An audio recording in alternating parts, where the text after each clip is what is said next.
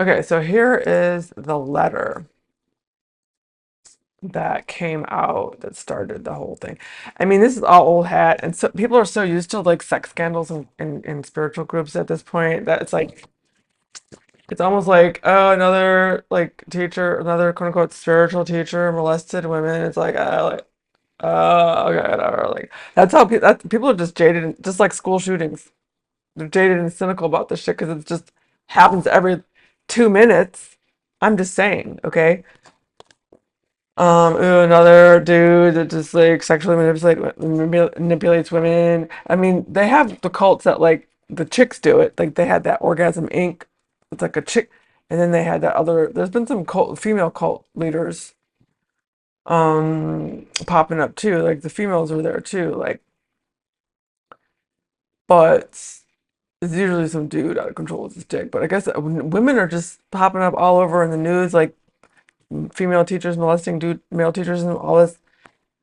I mean, women are starting to act like dudes now and being really sexually aggressive and all that. Like, wow, it's weird. Everything's just weird. Nothing makes any sense. Okay, like whatever. But okay, so the Rigpa Sangha is in crisis.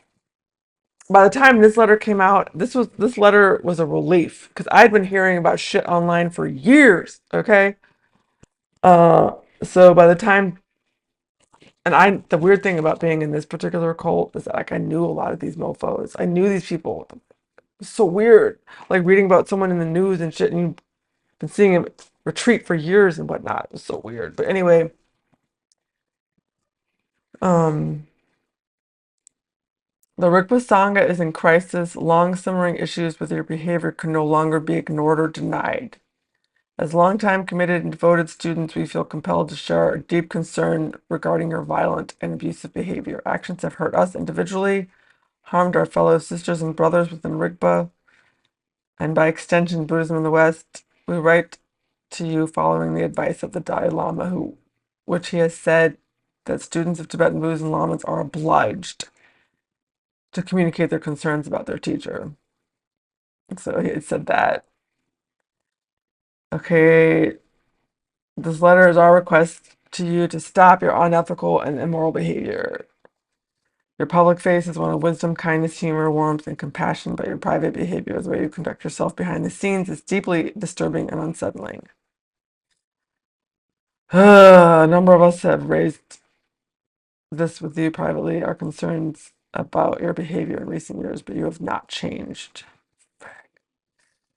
Our primary concerns are your physical, emotional, psychological abuse of students, your sexual abuse of students, your lavish, gluttonous, and sabbatic lifestyle. Your actions have tainted our appreciation for the practice of Dharma. Dude, I was, been hearing all this stuff online and they couldn't, I don't even know. This actually was sent to all the students first and someone leaked it. That's what happened. This letter was sent, I got it in an email because it was sent to all the students. They tried to address this with the students and someone leaked this shit, dude. And it got all out, dude. It's in like so many different articles. Like the New York Times wrote about this shit, I think. I don't know, dude. The Dalai Lama spoke out. Like, dude, this shit. What? For the Dalai Lama to say some shit, that had to be so bad. Dude, it messes with you, dude. I still feel like I've got friends that still make excuses for the behavior. I can't make excuses for it because it was totally antithetical to his own teachings, his own commentary on the Buddhist teachings. Like, I mean, he said, if you can't help, don't harm. And it didn't seem like he was helping people because, I mean, maybe some people he did. Obviously, they did a lot of meritorious things. But I'm just saying, like, in regards to some of this crazy sexual behavior, he damaged enough women. If someone's that, I don't know, man. Okay, so physical, emotional, and psychological abuse. I mean, this shit, you read it, you can see I'm still struggling with the programming. Like, it's like you can't believe you're reading this shit because, like, you listened for 30 years about ethical conduct and not harming others and self-love and loving yourself and all this stuff, and then you read about people having to, it's like they're supposed to accept this. This is what a self-loving person would do, accept this kind of behavior. It just goes, everything was just antithetical to the teachings and like was like messed up logic. The logic would never follow through. Like, supposed to love ourselves and treat ourselves kindly as an extension to help us better able to love and treat others kindly, right? But we're supposed to accept abuse. Like the students were supposed to just accept this. That's what that culture says. You're supposed to just accept abuse, like from the teacher, because he's doing it to you as a blessing or some shit. We have received directly from you and witnessed others observing many different forms of physical abuse. You have punched and kicked us, pulled hair, torn ears, as well as hit us and others with various objects such as your back scratcher, wooden hangers, phones, cups, and any other objects that happen to be close at hand. We trusted for many years that this physical and emotional treatment of students, what you assert to be your skillful means, or wrathful compassion, or crazy wisdom, was done with our best interest at heart in order to free us from our habitual patterns. We no longer believe this to be so. We feel that we and others have been harmed because your actions were not compassionate, rather they demonstrated your lack of discipline and your own frustration. Your physical abuse, which constitutes a crime under the laws of the lands where you have done these acts, have left monks, nuns, and lay students with ears with bloody injuries and permanent scars. This is not secondhand information. We have experienced and witnessed your behavior for years. What? Okay, and they never had an explanation. I'm leaving a link to this letter. You can go into it goes more into detail on like all this shit. Like, dude, this is like I was like, it's over. It's like, what? Okay, so your emotional and psychological abuse have been perhaps more damaging than the physical scars you have left. We have worked for you while organizing and setting up the infrastructure for you to teach at different places around the world. Your shaming and threatening have led some of your closest students in attendance to emotional breakdowns. You have always told us to be appreciative of the personal attention that you give, that you are pointing out our hidden faults in our character and freeing us from our self-cherishing ego. We no longer believe this to be so. It was done in such a way that was harmful to us rather than helpful, a method of control, a blatant means of subjugation, an undue influence that removed our liberty. You have threatened us and others, saying, if we do not follow you absolutely, we will be spitting up blood like Ian Maxwell. You have told us that our loved ones are at risk of ill health or have died because we displeased you in some way. Fuck. At public teachings, you have regularly criticized, manipulated, and shamed us and others working at your retreat. Oh my God. Oh my God, dude. And some of the sycophants, they still make excuses for this. I'm just saying that's how cults are. There's always got to be sycophants, and they always make excuse for this. Okay, that goes on and on. Okay, sexual abuse. Okay, if it wasn't so cliche. You use your role as a teacher to gain access to young women and to coerce and intimidate and manipulate them into giving you sexual favors. The ongoing controversies of your sexual abuse that we can read and which watch on the internet are only a small window into your decades of this behavior. Holy sh!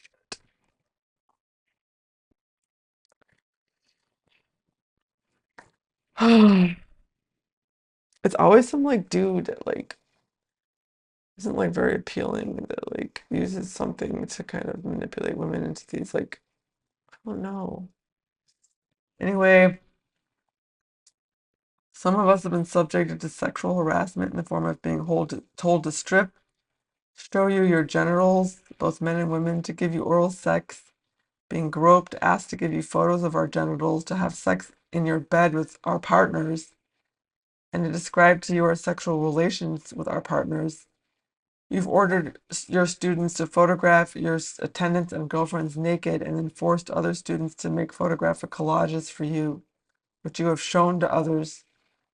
You have offered one of your female attendants to another lama who is well known for sex. You have had for decades and continue to have sexual relations with a number of your student attendants, some who are married. You have told us to lie on your behalf to hide your sexual relationships from other girlfriends. Publicly, you claim that your relationships are ordinary, consensual, and proper because you are not a monk. You deny any wrongdoing and even claimed on occasion that you were seduced by some of these people.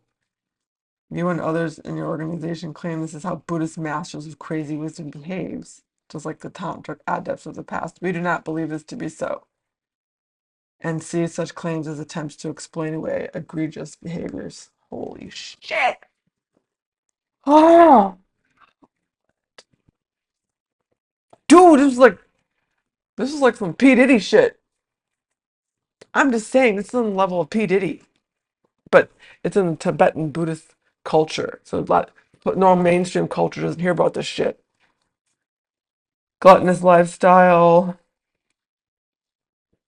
Yeah, like, God, this goes on and on, dude. Okay, it's like demanding. Like, you can read this shit. I can't. It's just I'm still processing the motherfucking sexual abuse because of gluttonous tainted our appreciation of the practice of the Dharma. I've experienced this.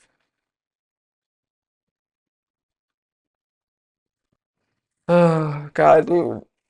Because like there were times like I have like all these tapes and shit with his voice and everything, and like it still triggers me a little bit. Like I have some like practices that are done in his voice and stuff, and like I'm like knowing that he did all this stuff is so fucked up. But I just remember that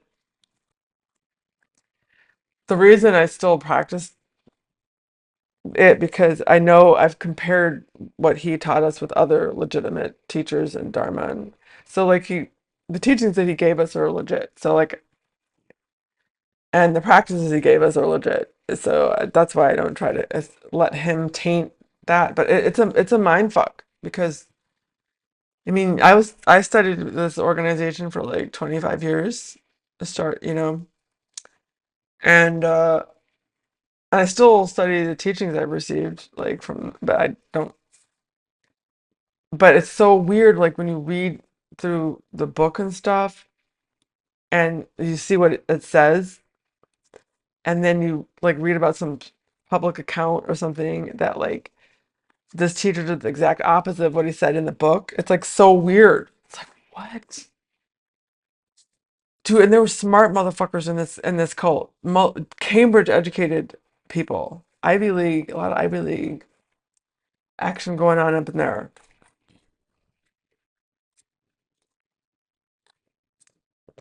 and Harvard, Cambridge, like was like I don't know, just so it wasn't. It's amazing how the dynamic of falling into a cult, it's like it can override intelligence. Like, yeah, God, I can go on forever. It's so overwhelming, and it's still such a mind fuck because, um, but yeah, I'll leave a link to this. But this came out, and that's the thing. I knew a lot of these mofos, like, that was what, like the people that wrote it, like they were hardcore practitioners, like hardcore students, like volunteering their time and effort to help facilitate, like, oh my God. But anyway, so that was that. Abuse accusations.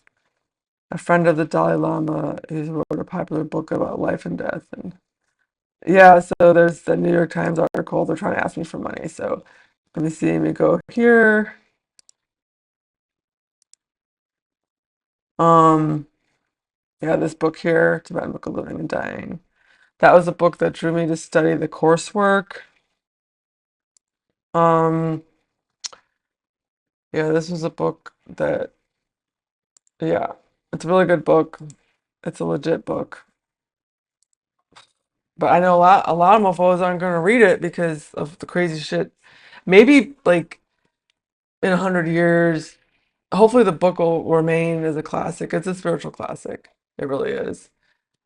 And the current reputation of that particular teacher will be long forgotten, and so people will still hopefully read the book once the association with the teacher is diminished, But some people, like I've heard of some people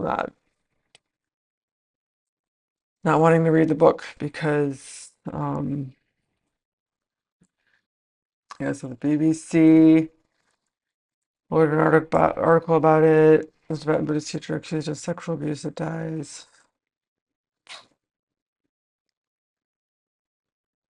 Lakar known sold millions of books and was widely seen as the best known Tibetan Buddhist teacher after the Dalai Lama. The allegations of physical and sexual abuse followed, although he was never found guilty of any crimes. An investigation commissioned by his group concluded that some followers were abused by him. Uh, he studied comparative religion at Cambridge. That's why some of his students were really Cambridge educated. He amassed a huge following. In 1994, a woman filed a 10 million lawsuit against for sexual, mental, and physical abuse. It was settled out of court. Of course, they don't tell new students. Like when I first joined, it's not like they told new students, "Oh, by the way, like this teacher is like had like a 10." I had no idea. I didn't even find out until like years after I started taking study groups with. He abused an ancient spiritual tradition in order to indulge his lust for power, money, and sexual gratification. Oh, Reddit, Rigpa's independent investigation to abuse allegations. Buddhist bad boy, the fall of abusive lama. Uh, Ex-members. Uh, Sexual assaults and violent rages. Inside the dark world. Buddhist teacher Sogyal Rinpoche. I'll leave links to all this. There's just so much, dude. There's so much. Um, I didn't even scratch the surface. I'm just saying. There's a whole some listserv Ireland that's been up for like 20 plus years, and that was debating the bit problematic behavior for years, man.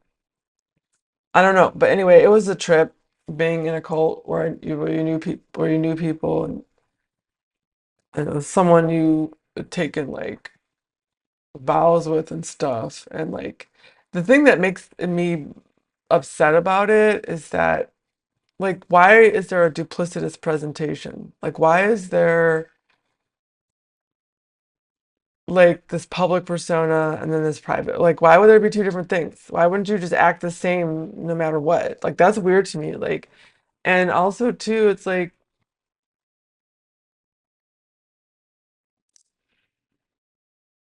um if we had many people had known that this kind of behavior, they probably would have rolled in a different way. Like I probably would have backed off. Like I started backing off as soon as I knew about it because I was like, this doesn't line up, with any of the teachings. It doesn't line up with your own teachings, like the behavior he was doing. It's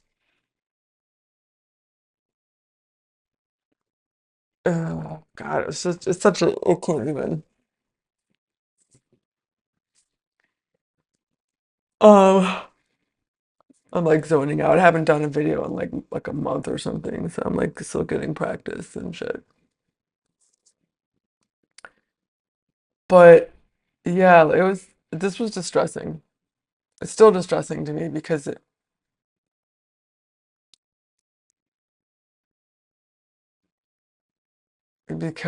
it's just I don't I mean all of it's distressing, whether celebrities do it, cult leaders, rich powerful people, like all of that kind of thing is distressing. And the manipulation of the spiritual teachings in order to meet your own weird personal kinks and weird stuff. I don't know. I take issue with it. I do. I have a problem with it. So I backed off from this organization because it didn't seem like it really embodied wisdom or compassion, because it was so dismissive of the people that spoke out. They got vilified like all whistleblowers do. The abuse victims weren't listened to. They were also dismissed. I was like, oh, it's just like, this is your karmic perception for seeing yourself get raped. You have to see it as a blessing, like because they couldn't see getting raped and sexually manipulated as a blessing. It's like their fault. Oh, that's convenient. Like the whole thing just seems so like shady and creepy and just weird and